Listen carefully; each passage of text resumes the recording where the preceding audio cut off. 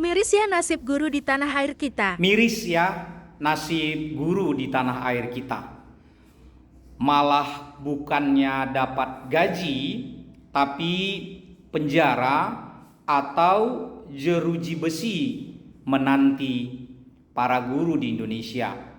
Kita masih ingat terkait dengan Ibu Guru Supriyani di Konawe Selatan, ya, di Konawe Selatan.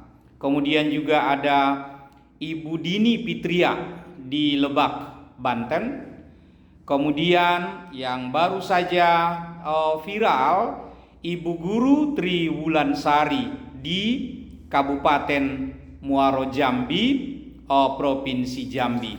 Dan satu lagi yang sudah agak lama, yaitu Pak Guru Iusan Sukoco Fatlam Minallah di SD Negeri 328 Sinunukan 4 Kabupaten Mandailing Natal, Sumatera Utara.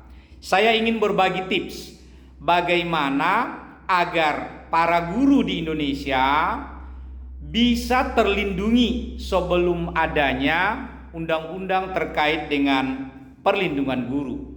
Yang pertama yang ingin saya sampaikan untuk guru, bahwa wahai Bapak Ibu guru di seluruh Indonesia, juga dengan para kepala sekolah, sebelum menerima murid baru di awal tahun, misalnya SD di kelas 1, SMP juga di kelas 1, SMA sederajat juga di kelas 1, tolong disiapkan formulir atau format atau template surat pernyataan dari para orang tua terkait dengan peraturan-peraturan yang akan dilaksanakan di sekolah. Para murid atau siswa harus bersedia mengikuti seluruh aturan yang ada, dan itu ditandatangani oleh orang tua di atas materai. Ini salah satu cara melindungi Bapak Ibu guru, agar jangan ada orang tua yang nakal. Nakalnya itu bermacam-macam. Ada karena dia merasa toke, apakah toke sawit, toke getah, toke joring, atau toke jengkol. Dia merasa punya uang, lalu dari uangnya itu dia gunakan untuk menyogok oknum kepolisian agar aduannya diproses. Nah, jadi ini penting. Mari semua sekolah kita buatkan surat pernyataan mematuhi segala tata tertib di sekolah. Ini yang penting. Saya mendapatkan masukan dari netizen atau warganet terkait dengan video saya yang viral membahas seorang guru yang sampai mengadukan keluh kesahnya ke Komisi 3 DPR RI, yaitu guru dari Provinsi Jambi. Nah, jadi mungkin surat pernyataan mematuhi tata tertib sekolah ini melindungi Bapak Ibu guru. Kalau mereka tidak mau, ya sudah, tidak diterima di sekolah tersebut. Yang kedua, untuk orang tua di seluruh tanah air, termasuk saya sebagai orang tua, kalau tidak rela menitipkan anaknya di sekolah untuk dididik dan diajari beradab, berdisiplin, berbudaya dan lain sebagainya, tidak usah bawa anak-anak kita ke sekolah. Ajari sendiri di sekolah, di rumah. Urus suratnya ke Dinas Pendidikan. Silakan ajari anak-anak masing-masing di rumah. Ada namanya homeschooling, belajar di rumah. Urus agar mendapatkan NISN, ya, walaupun yang menjadi guru adalah ayah dan ibunya di rumah. Kan toke sawit mampulah mengajar sendiri di rumah tanpa harus dididik oleh gurunya. Kan begitu ya.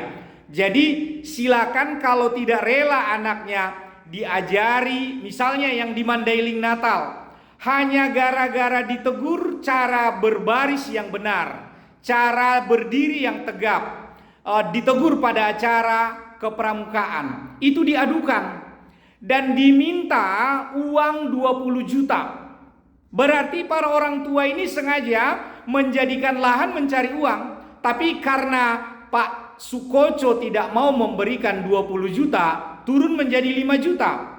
Nah, akhirnya Pak Sukoco tidak mau juga membayar. Ini di SD Negeri 328 Sinunukan 4 Mandailing Natal. Memalukan sekali kan? Orang tua itu menjadi pemeras, dijadikan anak sebagai ladang mencari uang. Nah, ini untuk orang tua. Jadi orang tua yang tidak rela anaknya ditegur, misalnya karena rambutnya dicat, lalu untuk mendisiplinkan digunting, rambutnya yang digunting untuk seragam, tapi melapor ke polisi. Ya, mentang-mentang merasa punya uang. Nah, jadi kalau orang tua merasa punya uang, silakan anaknya dididik saja di rumah, daftarkan menjadi siswa dengan status homeschooling. Boleh kok dilaporkan di dinas-dinas pendidikan terdekat. Yang terakhir, untuk teman-teman polisi, jangan gara-gara dia toke, apakah toke sawit, toke getah, toke apapun termasuk toke jengkol, dan kalau di Mandailing namanya toke apundung, mentang-mentang berduit, lalu atau mentang-mentang sahabat kita sigap membuatkan BAP, menyantolkan di pasal ini itu, walaupun pasalnya mengada-ada, agar guru tersebut terjerat oleh hukum sampai bertahun-tahun, dan akhirnya berujung di Komisi 3 DPR RI, dan setelah itu baru terjadi justice kolaboratif, damai antara yang mengadukan dengan pihak teradu. Jadi teman-teman polisi, jangan mau mengorbankan pangkat dan jabatan teman-teman, pakaian dinas teman-teman, hanya gara-gara uang. Kita tahulah tidak mungkin mengada-ada pasalnya kalau tanpa uang. Kita pasti tahu itu seperti itu. Masyarakat tidak perlu lagi diajari yang seperti itu. Jadi teman-teman polisi, jangan tergiur dengan uang. Sayangi anak-anak kita juga, orang tua kita yang membuat kita jadi polisi. Meskipun ada di antara kita yang masuk polisi itu ya pakai uang, tapi jangan diperlihatkan sekali lah bahwa kita masuk polisinya karena uang. Nah, 3 pesan ini saya tujukan untuk para guru agar membuat surat perjanjian di awal masuk. Kemudian untuk para orang tua agar silakan mendidik anaknya sendiri di rumah masing-masing dengan format homeschooling. Dan yang ketiga, untuk teman-teman polisi, jangan tergiur dengan sogokan apapun agar kasusnya dinaikkan. Kita punya gaji, kita orang bermartabat, kita punya seragam dinas, dan hidup ini tidak selamanya di dunia. Jadi jangan mau disogok, kita harus menjadi polisi yang berintegritas. Kadang polseknya, kemudian polresnya dipampangkan spanduk atau tulisan ZIWBK. ZIWBK apaan? Zona integritas bebas wilayah korupsi. Tapi faktanya kan tidak. Nah, ini harapan saya untuk semuanya. Mudah-mudahan para guru terlindungi, lalu anak-anak kita juga menjadi pintar karena dididik oleh guru. Kemudian kelak dia menjadi polisi, dan menjadi polisi yang tidak mau disogok, menjadi polisi yang berintegritas seperti polisi Hogeng. Seperti itu saja dari saya. Mohon maaf kalau ada kata yang salah. Terima kasih. Salam sehat selalu untuk semuanya. Merdeka!